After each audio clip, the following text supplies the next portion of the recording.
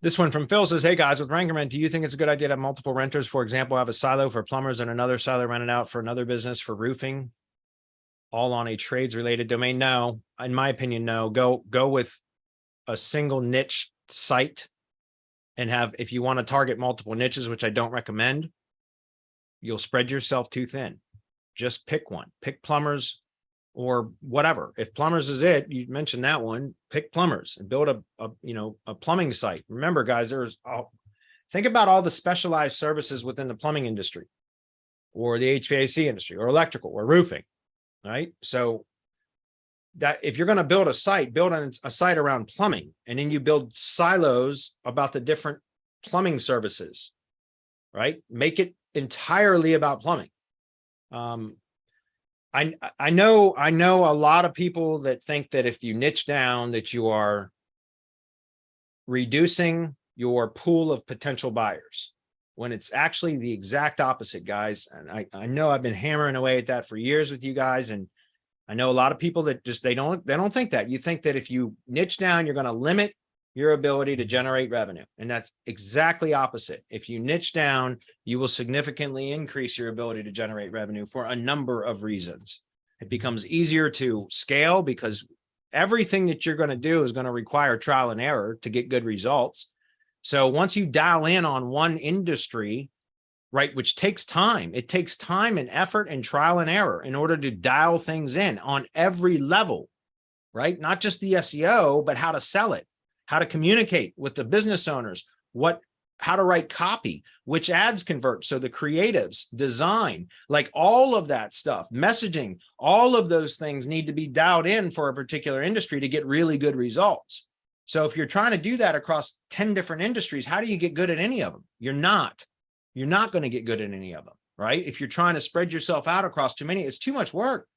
So pick one and get really good at that. Dial in everything that you do to get really good results, not only SEO results, but sales results, being able to sell the service, being able to communicate well with business owners there, being able to understand the industry from a consumer standpoint and the business owner standpoint. Does that make sense? Do all of that, and it makes it easier to scale your business, and you can charge higher prices, right? Because why would somebody doesn't go to a general practitioner for heart surgery? They go to a fucking heart surgeon, right? So again, why would a tree service contractor go to a general marketing agency when they can go to a tree service marketing agency? Right? I can charge higher prices because I am specifically catering to their industry. Right. And so again, not only that, but you start to get people to seek you out versus you always trying to push your services out into the world and just hope that there are a few people that will take you up on it. So again, and here's the thing, guys, I learned this over time through trial and error.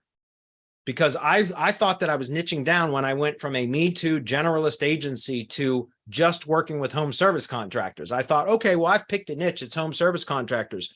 Bullshit. That's not a niche. That's not a niche, right?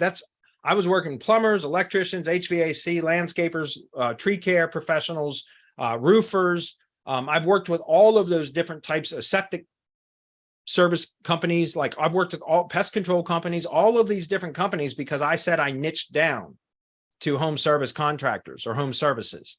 That's not niching down.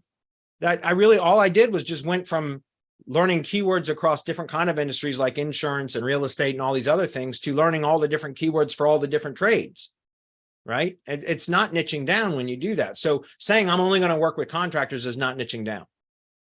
Pick plumbers or pick roofers or pick whatever and go in after that. And remember, if you're going to like build a directory or something like, which is what I recommend, seriously, pick a specialized service within an industry, because there are other plumbing directories out there. There are other roofing directories or other contractor directories out there.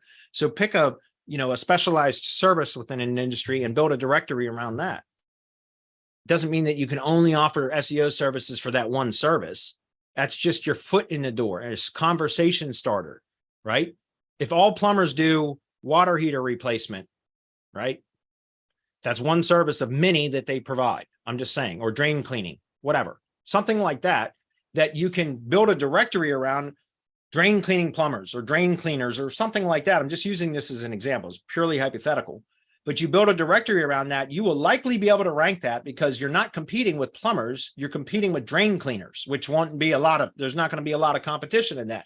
So you can rank that. You will catch the attention of some plumbers. They will probably submit their listing information as a user submitted listing. And now they go into your sales pipeline and now you can pitch to them. And remember, you're a plumber. I'm just using this as an example. If you focus in on plumbing SEO, which there are other companies that do that too, by the way, but if you focus in on plumber SEO, but you get their attention through like a drain cleaning directory or a water heater repair or replacement directory or something like that, you can always sell SEO services to them as a plumbing contractor instead of just like, oh, all I can do is SEO for drain cleaning.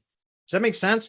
All I'm trying to say, guys, is you don't have to go fully broad. You can in certain industries, you certainly can, but in other industries where there is more competition, pick a specialized service within the industry and build a brand around that. It's just a way to get attention and to bring leads into your agency.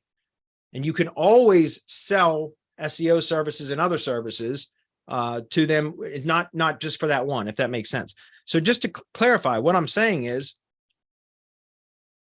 oh, God damn it, I thought I was typing. Try that again. Directory. Okay. So I got pushed down by yellow pages right now. I've seen that happen before. Anyway, so you can see, well, now because I showed my location and it knows I'm in Culpeper. Anyway, you can see tree service directory here. The point that I'm trying to make is I've got a tree service directory, and I say landscapers and excavators, and that's only because sometimes tree contractors also do landscaping and or excavating work. That's the only reason why I have those other categories on here. I'm not targeting those guys. All I target is tree service contractors. But because I'm ranked, again, I get leads all the time coming in.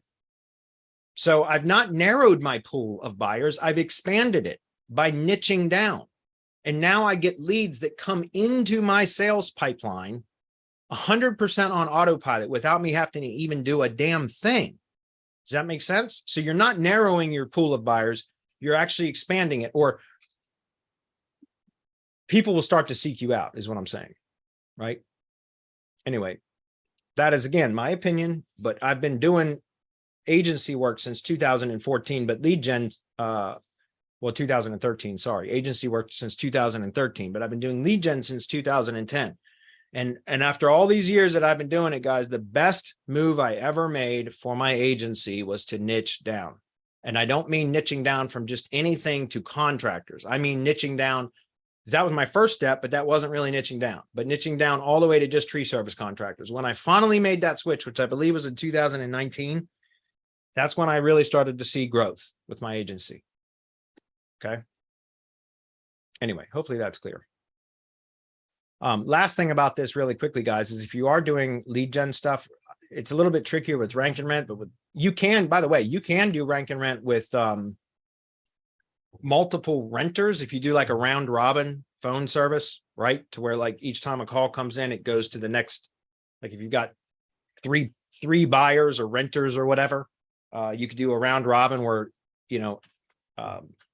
it's weighted 33% for each of them. So each time a call comes in, it goes like just cycles through 1, 2, 3, then back to 1, 2, 3, back to 1, 2, 3. You can do that as long as you're transparent and you charge less to rent those assets. It's the same thing you can do with pay per lead, right? You can charge as long as you're I do it. I've got tree service leads now that I sell. And in some cases, the contractors know that the lead can be sold up to 3 times.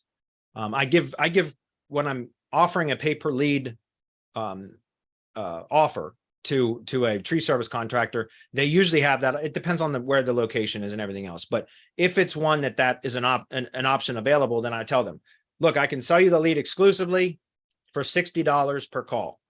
Or if you don't want exclusive, like if you want less than that, if you want to pay less than that, then I'll do it for $25 or sometimes $30 per call. But that lead can be sold up to 3 times. But I'm transparent about it. So it's up to you, contractor. If you want all the leads that I generate in this particular area exclusively, I'm going to charge you $60 per lead. But if you don't want to pay that much per lead, then I'm going to charge you 25 or 30, whatever it is, per call. But that lead can be sold up to 3 times. because I have a system that I use that will do that. It very rare, and I tell them it's very rarely is sold 3 times because I've only got, 2 other contractors in the same area or whatever it is. But a lot of the times the lead will only be sold once. Sometimes, often, many times it will be sold twice, but very rarely, not very rarely, but it's not often that I see a lead sold 3 times. And again, it depends on how many buyers you have in a particular area, but just be transparent about it. That's all. So anyway, hopefully that was clear.